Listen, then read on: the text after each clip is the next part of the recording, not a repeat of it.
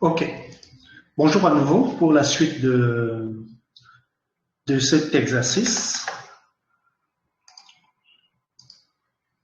Là, nous avons où nous devons reproduire notre fichier source.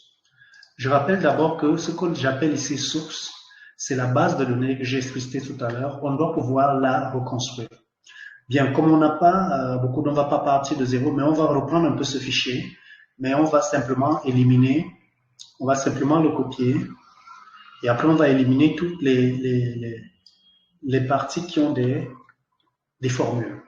Donc on le prend copie, je vais dans source 2, et je vais le coller là-bas. Et je vais faire un collage spécial, je vais dire collage spécial, coller uniquement les valeurs. Ok, donc ça reprend seulement les valeurs, ça ne prend pas.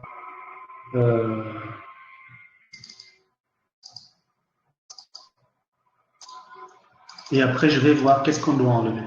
Bien, notre fichier, on va d'abord le mettre en mode tableau. En mode tableau, on va ici, Form as a table, et on choisit le style qu'on veut. Notre tableau contient les en-têtes, oui, et il est automatiquement mis en mode tableau. Et on va prendre les en-têtes qu'on va mettre on va changer la couleur, on va mettre le noir.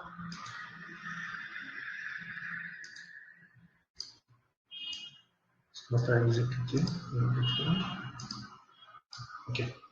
Bien. Maintenant, on sait que lorsqu'il y a un mouvement en stock, où la date n'est pas au bon format, on doit changer le format de la date. C'est pour ça que ça s'affiche comme cela. On change le format date. Date courte. Ok. Super.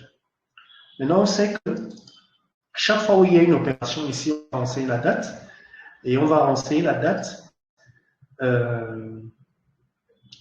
L'usager, le gestionnaire de stock va renseigner la date. Il va renseigner le code de la commande, donc on peut laisser ça. Maintenant, il va renseigner les produits. Il y a quelque chose qu'on va faire ici, c'est que puisqu'on sait déjà qu'on a un listing de produits, on va pouvoir faire un menu déroulant, une liste déroulante ici. Et après, il doit pouvoir renseigner la région. Et après, il doit pouvoir renseigner la catégorie, savoir si c'est une entrée ou c'est une sortie, savoir si c'est... il va renseigner la quantité, oui. Et le solde doit s'afficher et ça doit calculer le stock minimum. Bien. On va d'abord dire que maintenant, un peu comme on fait également une saisie manuelle, il y a ce que l'on appelle notre catalogue, fichier catalogue. Ça, parmi là-dedans, il y a des données. Et comme nous sommes en train de faire un tableau de bord, la particularité, comme je le disais, je dis toujours, la particularité d'un tableau de bord, c'est qu'il faut à tout prix que on réalise ou on saisisse le moins d'opérations possibles manuellement. On doit automatiser le maximum possible d'opérations. C'est ce que je disais encore tout récemment à quelqu'un avec lequel j'ai échangé là-dessus. Un tableau de bord, on ne peut pas dire qu'on fait un tableau de bord et je viens encore saisir tous ces éléments manuellement. Il n'y a pas la valeur. Quelle est donc la valeur ajoutée d'Excel si je dois saisir? Le tableau, l'objectif des tableaux de bord, c'est automatiser notre traitement de manière à gagner du temps. On va le faire, c'est pour ça donc qu'on vient faire des listes de données.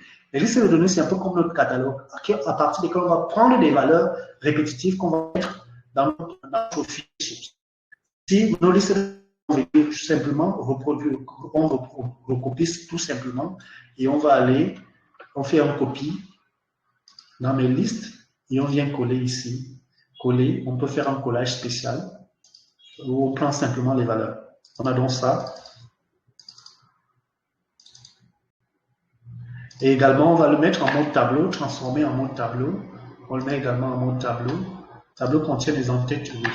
Et là, on va aussi mettre nos en-têtes en black, en noir.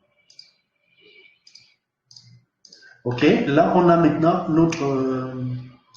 notre tableau où on a également des valeurs, nos listes de données. Maintenant, je sais que, par exemple, les listes de produits, j'ai la liste des produits du produit 1 au produit 20. Après, on a le stock initial sur chaque produit, on connaît. On a le stock de sécurité sur chaque produit. On a le stock minimum sur chaque produit. On a les différentes régions. On a les catégories. Maintenant, je sais que dans mon fichier source, je ne suis plus obligé de venir remplir tout ça. Je vais mettre des formules de sorte qui peuvent chercher en permanence.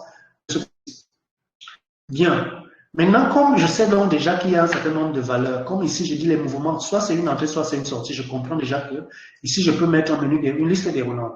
Les catégories, je peux faire des listes de roulants. Les régions, je peux faire les listes de roulants. Même les produits, je peux faire les listes de roulants. Là, je peux aussi créer des listes.